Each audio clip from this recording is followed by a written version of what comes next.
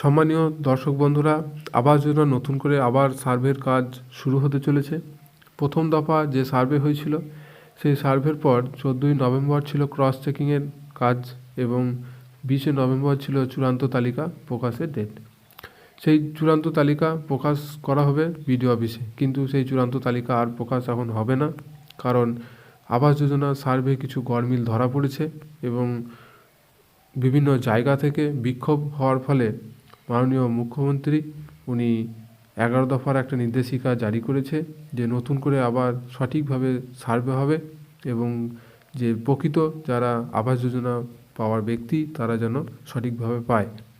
তবে মাননীয় মুখ্যমন্ত্রী যে 11 দফার যে নির্দেশিকা জারি করেছে সেই 11 দফা নির্দেশিকাতে কী বলা রয়েছে তা জানাবো বা দেখাবো আমার এই ভিডিওতে।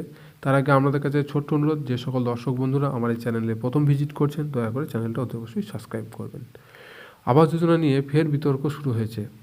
সেই বিতর্ক রুখতে 11 দফার গাইডলাইন প্রকাশ করেছে রাজ্যের পঞ্চায়েত দপ্তরের থেকে এই সংক্রান্ত নির্দেশিকা জারি করা হয়েছে। আবাস যোজনার তথ্য যাচাই নিয়ে বেশ কয়েকদিন ধরেই বিতর্ক চলছিল। সেই বিতর্ক সামলানোর জন্যই এই নির্দেশিকা জারি করা হয়েছে বলে ওয়াকিবহাল মনে করছে। এর আগে এই তালিকা যাচাইয়ের জন্য এসওপি তৈরি হয়েছিল রাজ্যে।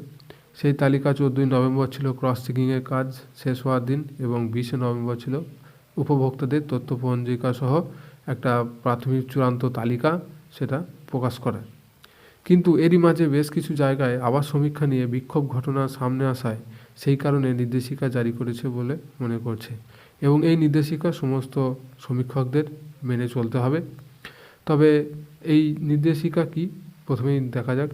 প্রথমত, আবাসের তালিকা নিয়ে রাজনৈতিক দলগুলি সাধারণ মানুষের মধ্যে ভুল বোঝাবুঝি দূর করতে হবে। সবাইকে জানাতে হবে যে তালিকায় যে নাম রয়েছে সেগুলি যাচাই করা হচ্ছে। বিশেষ করে পার্মানেন্ট যে ওয়েটিং লিস্ট বা সিএমআরও বা অভিযোগ নিষ্পত্তি সেল থেকে পাওয়া নামগুলিকেই যাচাই করতে হবে। দ্বিতীয়ত, সমস্ত বাতিল হওয়া নাম নতুন করে যথাযথভাবে পরীক্ষা করতে হবে এবং পাকা বাড়ির কী আইনি ব্যাখ্যা রয়েছে তা জানতে হবে। সমীক্ষকদের কোনো সন্দেহ হলে তা যথাযথভাবে পরীক্ষা করে দেখতে হবে যাতে কোনো রকমভাবে একজন ব্যক্তি বঞ্চিত না হয়। তৃতীয়ত, অভিযোগ নিষ্পত্তি সেল বা সিএমআরও থেকে আসা সমস্ত নাম যে তথ্যগুলি খোঁজ মিলেছে তা গুরুত্ব সহকারে যাচাই করতে হবে। চতুর্থত, উপভোক্তাদের নাম, ব্যাঙ্ক অ্যাকাউন্ট নম্বর এবং আইডি সহ সমস্ত তথ্য নথিভুক্ত করার সময় বিশেষ যত্ন নিতে হবে। এর জন্য প্রতিটি স্তরে নজরদারির ব্যবস্থা করতে হবে যাতে ভুল হলে সঙ্গে সঙ্গে তা সংশোধন করা যায়। পঞ্চম, পুলিশ স্বাধীনভাবে তালিকায় থাকা নাম যাচাই করবে, অর্থাৎ আবার পুলিশই যাচাইও হবে।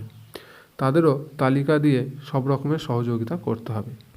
ষষ্ঠ, প্রাকৃতিক দুর্যোগের ক্ষতিগ্রস্ত বাড়ির তালিকা তৈরি হবে প্রাকৃতিক দুর্যোগ মোকাবিলা দপ্তরের নির্দেশিকা মেনে।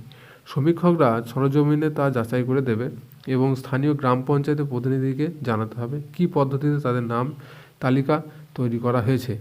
বিশেষ করে গ্রাম পঞ্চায়েতের প্রধানের কাছে সবটা স্পষ্ট করে দিতে হবে এবং দুর্যোগে ক্ষতিগ্রস্ত বাড়িগুলির জন্য নতুন কোনো স্কিমে কিছু করা হচ্ছে না। সপ্তম হলো, এ ব্যাপারে মানুষকে সচেতন করে পর্যাপ্ত প্রচার চালাতে হবে যাতে কোনো রকমভাবে ভুল বোঝাবুঝি না হয়। এলাকায় মাইকিং করে প্রচার করতে হবে। এবং অষ্টম, নামের তালিকা যাচাইয়ের পর সমস্ত তথ্য এবং উপভোক্তাদের নির্বাচন বাতিলের পক্ষে ছবি ও ভিডিও সহ সংগ্রহ করে রাখতে হবে যাতে যে কোনো সময় যাচাই করতে হলে তা সহজেই বুঝে নেওয়া যাবে। নবম, গ্রাম পঞ্চায়েত ও সংসদ এলাকাভিত্তিক তালিকা বিশ্লেষণ করতে হবে। যাচাই সমীক্ষা চালানোর সময় কোন এলাকায় বেশি বা কোন এলাকায় কম বাতিল হচ্ছে তা সেই গৃহীত হচ্ছে তা তালিকা রাখতে হবে। পরে তা ভিডিও একটা নমুনা সমীক্ষা করতে হবে। 2022 সালের সমীক্ষা ভিডিওতে এই তালিকা নিয়ে যাচাই করা হয়েছে, তাই তালিকা যাচাইয়ের সময় কোথাও বেশি বা কোথায় কম বাতিল এবং গৃহীত হলে যথাযথ ব্যাখ্যা থাকতে হবে। দশম, সুপার চেকিংয়ের ব্যবস্থাকে আরও নিবিড়ভাবে যাচাই করা কাজ করতে হবে। সমীক্ষকদের সরজমিনে গিয়ে সমস্ত তথ্য পুঙ্খানুপুঙ্খভাবে যাচাই করতে হবে। একাদশ হলো, গ্রামসভা বা ব্লক লেভেলের কমিটির অনুমোদন সহ সমস্ত নথি যাচাই সংরক্ষণ করতে হবে। সংশ্লিষ্ট নির্দেশ ও এও বলা হয়েছে যে মনে রাখতে হবে যে কোনো ধরনের গাফিলতি বা ইচ্ছাকৃত ভুল সহ্য করা হবে না।